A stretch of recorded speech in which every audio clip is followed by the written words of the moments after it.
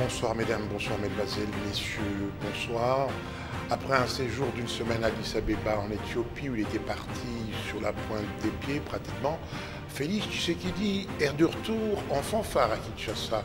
Une foule l'a accompagné de l'aéroport au siège de l'UDPS. La police va procéder au recrutement au Kasaï, annonce faite ce lundi par le numéro 1 de la police, le général Charles Bisengimana. C'est dans le cadre de combler, c'est pour combler le vide laissé par les désertions. La campagne contre le sida semble avoir perdu de son intensité, mais attention, ce mal continue à faire des ravages. Merci de nous suivre. Les détails à présent. Les campagnes de sensibilisation contre le VIH-Sida sont de plus en plus rares à Kinshasa. Il est difficile d'apercevoir des affiches et autres moyens de communication contre la pandémie. Malgré ce constat, au programme national multisectoriel de lutte contre le sida, on ne baisse pas les bras. Là-bas, on affirme que la lutte contre le sida se poursuit. Kichita, Théodore Chitoli. Depuis un certain temps, contrairement au passé, les campagnes de sensibilisation et prévention contre le VIH-Sida deviennent rares, juste un constat. Constat partagé également au niveau du PNMLS, du moins si on en croit au docteur Ememboyo. Votre constat n'est pas faux. Il n'est pas faux, mais il faut dire aussi que il n'y a pas très longtemps, donc à l'occasion de la journée internationale de zéro discrimination par rapport aux personnes vivant avec des personnes infectées, le ministère de la Justice et la justice, disons, a eu, avec l'appui des partenaires, notamment l'ONU-SIDA, le PNUD, a organisé une campagne de sensibilisation autour de ça. Mais je crois que c'est un appel, ce constat que vous venez de tirer, c'est un appel à ce que nos communautés puissent davantage se mobiliser, parce que sans cette mobilisation communautaire, sans cette mobilisation auprès des partenaires et même de politiques, donc nous ne parviendrons pas à vaincre le VIH. Outre l'accompagnement des partenaires, le gouvernement demeure les piliers du financement du PNMLS, a-t-il ajouté.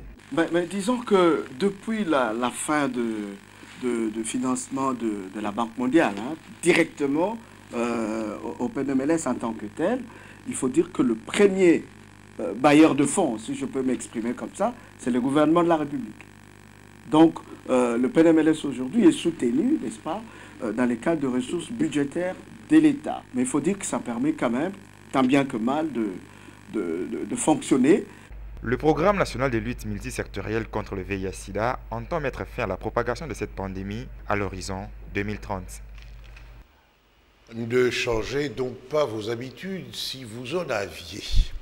Le gouvernement provincial a interdit la circulation des véhicules à volant à droite à Kinshasa à partir du 21 avril. Décision prise le week-end dernier au cours du Conseil des ministres de l'exécutif provincial. Le gouvernement provincial demande aux propriétaires des véhicules à volant à droite à se conformer à la réglementation. On écoute la porte-parole du gouvernement provincial, Thérèse Olenga, dans cet extrait sélectionné par Tapiloutoudou. Dans le domaine des transports, les membres du Conseil ont suivi les éléments d'appréciation présentés par le ministre provincial en charge du secteur, évaluant l'incidence négative sur le plan sécuritaire et rappelant les différents moratoires accordés aux opérateurs, dont celui du 30 septembre de l'année passée. À cet effet, le Conseil a décidé de la mise en œuvre d'un contrôle ferme. Le premier intervient dès ce 21 avril 2017. Il concerne les véhicules à volant à droite. Ceux-ci doivent se conformer à la réglementation pour ceux qui se trouvent déjà sur le sol quinois, les nouvelles entrées de ce genre de véhicules étant proscrites. Ils doivent disposer d'une assurance et être passés au contrôle technique. Concernant ceux affectés au transport des personnes Outre ces deux conditions, ils doivent disposer d'une autorisation de transport et peindre les véhicules aux couleurs requises, soit les couleurs nationales. Une mesure analogue prise à Lubumbashi, eh bien, les villes, les avenues resteraient vides et plus jamais d'embouteillage. Le groupe de la Banque mondiale a publié récemment son rapport de suivi de la situation économique et financière en République démocratique du Congo. Le rapport passe en revue les principaux développements économiques. L'analyse s'étend sur l'année 2015 et une partie de l'année 2016. Aujourd'hui, nous allons nous intéresser au réseau routier. Un réseau, selon le rapport, largement insuffisant. Sur 152 000 km des routes, il n'y aurait que 3125 km de routes revêtues en 2012, soit 5%, alors que la moyenne africaine est de 25%. C'est à vérifier. Les détails avec Yannick Mbouyamba. Les messages principaux de ce rapport de 41 pages stipulent que les investissements de l'État dans le réseau routier restent en dessous du minimum, notamment les réseaux interurbains. Sur ce rapport, le secteur routier actuellement en RDC souffre d'inefficacité et d'efficience majeures, en partie dû au dysfonctionnement du processus de passation de marché et au déficit d'entretien. Il faut noter que les infrastructures de transport peuvent accroître la croissance, accélérer la production des activités économiques et réduire la pauvreté. Elles permettent aussi l'accroissement des investissements privés par la diminution de coûts de transaction et des productions, ce qui accroît la rentabilité des activités économiques. La longueur officielle du réseau routier de la RDC est de 152 000 km, comprenant environ 58 000 km de routes nationales et provinciales. Le reste est composé de routes d'intérêt local et de voies de dessertes agricoles dont environ 86 400 km sont répertoriés. Le réseau routier d'intérêt général comprend 20 600 km de routes nationales, 20 201 km de routes provinciales prioritaires et 17 245 km de routes provinciales secondaires. En 2012, il n'y avait que 3 126 km de routes revêtues, soit à peine 5% de réseau routier d'intérêt général, alors que la moyenne africaine est de 25%. En outre, le parc automobile du pays demeure très modeste par rapport à une population évaluée à environ 70 millions d'habitants et un territoire aussi vaste que l'Europe de l'Ouest. Aujourd'hui, l'Office de route annonce un réseau circulable de l'ordre de 15 000 km, soit 26% de réseau routier d'intérêt général. Le chiffre disponible montre que les immatriculations des véhicules en 2008 et 2011 n'ont pas dépassé 170 000 véhicules. Même si nous considérons que ce nombre s'ajoute à un stock d'une taille similaire et que le tout a doublé en nombre depuis, nous obtenons une projection de 650 000 véhicules au plus en 2016. Nous vérifierons, bien entendu, l'information auprès des voies les plus autorisées. Je vous le disais en ouverture, le commissaire général de la police nationale congolaise, Charles Bisengimana, a annoncé ce lundi à Kananga le recrutement de nouvelles unités de la police au Kasaï central en proie aux violences des miliciens Kamwina Nsapu. Par ailleurs, le chef de la police ne précise pas la date du début de ce recrutement, mais il affirme avoir pris cette décision pour combler le vide créé par des désertions des policiers qui, selon lui, se sont transformés purement et simplement en miliciens comme une Nsapu.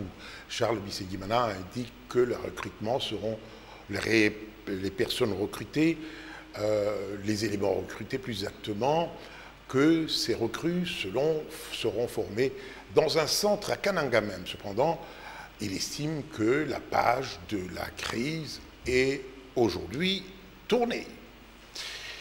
Eh bien, effectivement, la situation Kasaï centrale est en passe de trouver une solution. Ceci après la désignation du successeur du chef coutumier Kamwina Nsapu. Il s'agit de Jacques Kabeya Ntumba. L'arrêté reconnaissant son pouvoir par l'État sera signé dans les tout prochains jours, selon des sources proches du cabinet du vice-premier ministre en charge de l'Intérieur, Ramazani Chadari, qui séjourne, vous le savez, depuis jeudi à Kananga. Et vendredi dernier, c'est un rappel, les éléments de la milice Kamwina Nsapu ont remis officiellement leurs armes au vice-premier ministre, ministre de l'Intérieur et Sécurité, au cours d'une cérémonie au stade de l'Espoir de Kananga, dans la province du Kasaï central, évidemment. Élisée Mafou.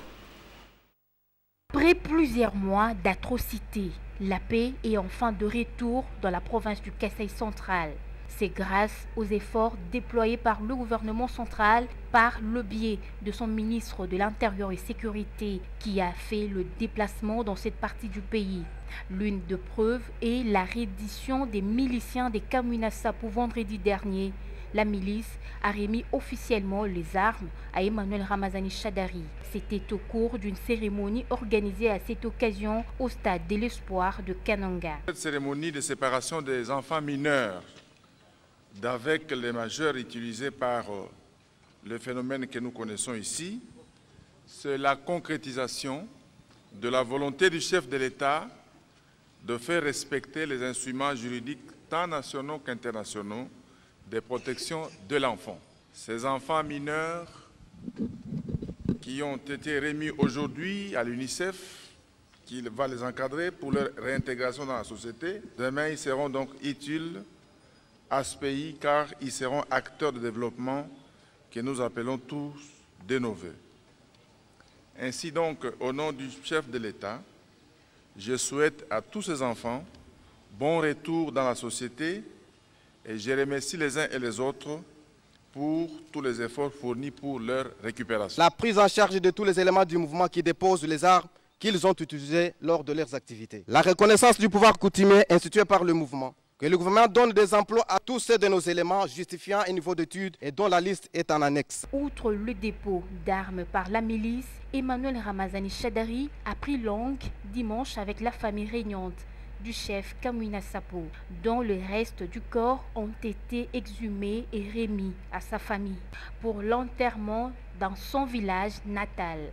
Consciente de la gravité de la situation sécuritaire dans l'espace Kasaï, la famille régnante a procédé à la désignation du remplaçant du chef coutumier Kamwina Nsapu et met en garde toute personne qui oserait commettre des exactions sous le label des Kamwina Nsapu. Nous avons abordé autant de problèmes. Il y a d'abord le problème de la restitution du reste du corps du fait Kamwina Nsapu que nous avons déjà retiré et aller enterrer selon nos rites chez nous. Kamwina Nsapu, c'est la personne morale.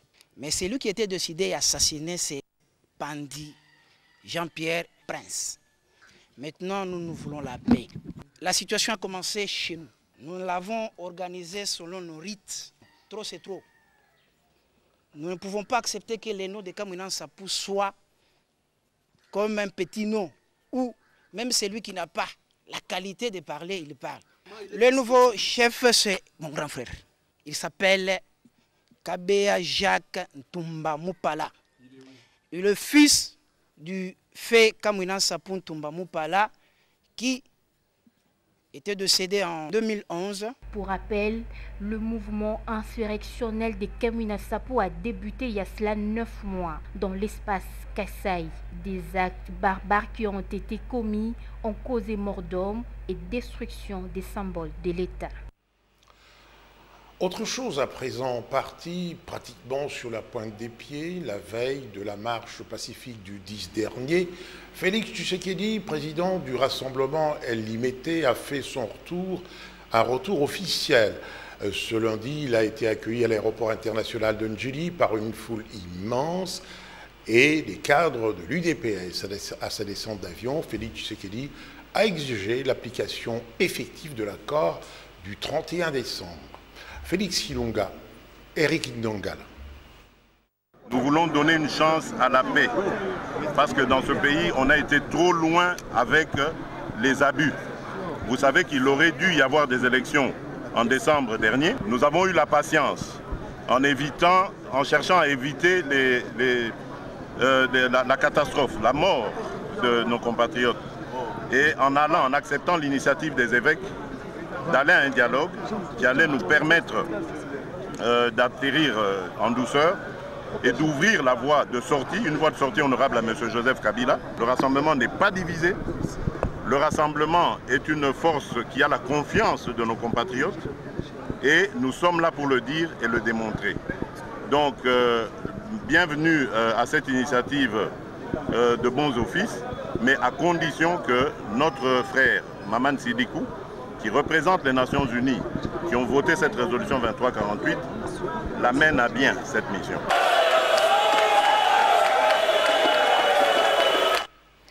Alors, avec vous, Yannick Bouyamba, nous allons parler sport. Le sport, semble-t-il, comme la musique, adoucissent les mœurs. À vous, le sport. Oui, en sport, le Daring Club Motema Pembe contre l'Olympique Club Bukavu Dawa. C'est l'affiche de ce mardi au stade de Martyrs de la Pentecôte pour le compte de la 4e journée du play-off du championnat national. Hier, dans le même cadre, V-Club a pulvérisé l'Olympique Club Mungano, un autre club du chef-lieu de la province de Sud Kivu, sur le score fleuve de 4-0. Au coup d'envoi, une minute de silence a été observée en mémoire de Redin Sadissa, joueur du FC Rangers, décédé le 10 avril dernier. Paul Cazozo, suivez.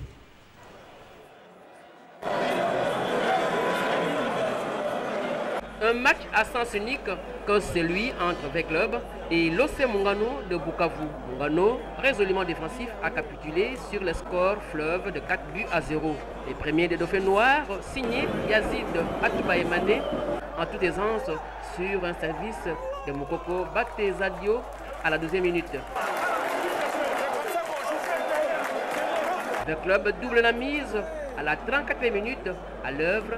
Ernest Sougira, tout en force et du plein du pied droit, en conclusion d'un centre de gauche à droite de Junior Baometo. 2-0 à la pause, à la reprise pour le 3e but avec Lubien. Un penalty consécutif à une faute sur Omar Sidibé à la sentence. Eddie Ngoy Emomo prend à contre-pied le Nanga des portiers de l'OC Mungano. Fin du festival de V-Club, le 4e et le dernier but. Un but, 3 mouvements, une louche d'Idrissa Traoré, une frappe ratée d'Oumar Sidibé et la reprise d'Ernest Sougira pour son doublé. Les caps Mungano passés, V-Club lorgne déjà sur l'avenir. Pour l'avenir, battu, Mungano ne désespère pas. V-Club capitalise 5 points pour 3 matchs joués. Mungano, c'est déjà 3 matchs livrés, 1 point et 7 buts encaissés. Et rien de marqué ce mardi, sauf changement de dernière minute. Bukavu Dawa, un autre club du Sud Kivu, sera au tableau de chasse du Daring Club Motema Pembe. Oui, décédé à l'âge de 20 ans le 10 avril dernier de suite d'un accident de circulation, le joueur Edis Adissa Kaloumaï de l'Athletic Club Rangers a été inhumé hier dimanche au cimetière de Kinkole pour le dernier hommage à ce jeune footballeur surnommé Ozil pour son immense talent. Tout Kinshasa Football s'était donné rendez-vous à la Foire internationale de Kinshasa pour lui dire adieu. Reportage. Ici une photo de Redi Nsadissa Kaloumaï sortant du terrain lors du match du 7 avril 2017 entre l'AC Rangers son équipe contre le FC Tornado battu sur la marque de 4-0. Sans le savoir, Redi Nsadissa quittait définitivement la scène parce que fauché par un véhicule. Le voici inerte, toute une carrière et toute une vie brisée, laissant orphelin l'AC Rangers, son équipe, toute la famille inconsolable. Ozil avait un souci avant sa mort, c'est de donner un titre à Rangers. Et il le disait, Ozil avant sa mort, c'est de faire valoir autrement l'équipe de Rangers. Au dire de Lambert Osango, son président, Redi Nsadissa, chatouillé déjà dans l'œil de Florent Ibengue, le sélectionneur de l'équipe nationale. Ozil était l'un des joueurs de Rangers de l'équipe, admiré même par l'entraîneur national de notre équipe nationale. Redi Nsadissa Kaloumaï se bien de souvenir pour Bosekia Walimbe, le capitaine de son équipe. Si je peux commencer par un témoignage, à Loba, Ezagi na match, je pense match à OCK, la Coupe du Congo. Na bengi na tongo na permanence ozaki internet na bengi na ebise master ngane na aboyi naza ba nyongo mona parler on faut na futa ba nyongo na lelo mais na ebige mikolo a tout fait tout flamme au promettre ngani ebise nga akap ko banga na odevie ndeza bodo futi nyongo wana et tokene na terrain alaxe nga vraiment que a futele nga nyongo wana jour wana à qui on pourrait décerner à titre posthume les titres de meilleur joueur de l'entente provinciale de football de Kinshasa. Encore vivant, Sadissa le méritait. Que la terre de nos ancêtres lui soit douce et légère. Yannick Mbouyamba, que vous venez de suivre, n'est pas journaliste sportif, mais il fait partie des grandes vedettes de demain qui sont en préparation et en encadrement ici chez nous. Fin de ce journal. Ensuite, à la fin du générique, vous suivrez la revue de presse avec Mouine Mouroufel. Suivez-nous également sur le bouquet CPLA TV. Canal 98, disponible dans 24 pays dans le monde et dans plusieurs ambassades de la République démocratique du Congo. Merci de nous avoir suivis. Le prochain journal, demain, et s'il plaît à Dieu, je vous retrouverai. Bonsoir et à demain.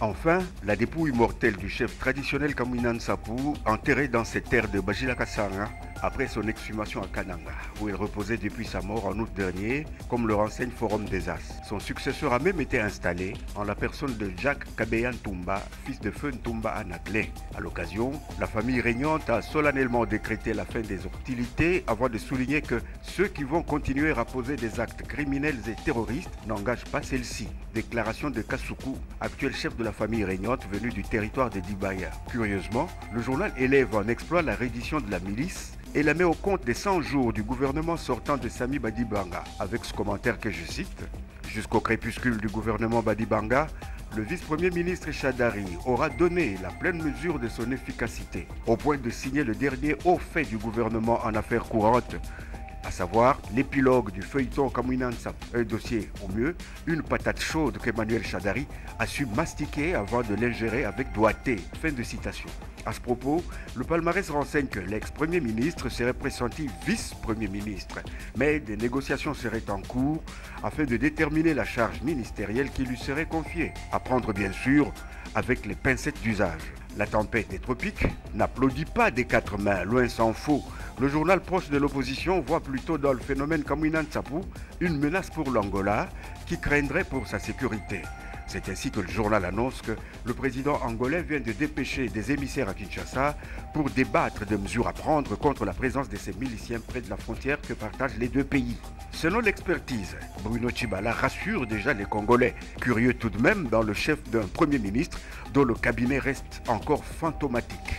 La référence plus voit le rassemblement devant un véritable dilemme. Tenez, après Joseph Olengankoi, Bruno Tshibala, Kutumisa Kiota, Ingele Ifoto, Valentin Moubake, le verdict de la radiation du rassemblement est tombé sur la tête de Lisanga Bonganga et la liste n'est pas exhaustive. La course au poste ministériel pour se préparer aux prochaines séances électorales est en train de vider la plateforme de Genval léguée par Étienne Tshisekedi. Pour son retour après une longue éclipse, la flamme du Congo accuse les héritiers politiques de Tshisekedi d'avoir vendu l'UDPS à Moïse Katumbi. Le montant de la transaction avancée par le journal donne le tournis, 50 millions de dollars. Excusez du peu, il s'agirait de l'épilogue d'un plan savamment ficelé par les transfuges de la majorité présidentielle, transformé aujourd'hui en un conglomérat d'opposants de la dernière heure, devenu le G7, et qui a infiltré l'UDPS, profitant de la naïveté de certains hauts cadres de ce parti, eux-mêmes neutralisés par les nouveaux et faux opposants sous le regard impuissant de Tshisekedi lui-même de son vivant.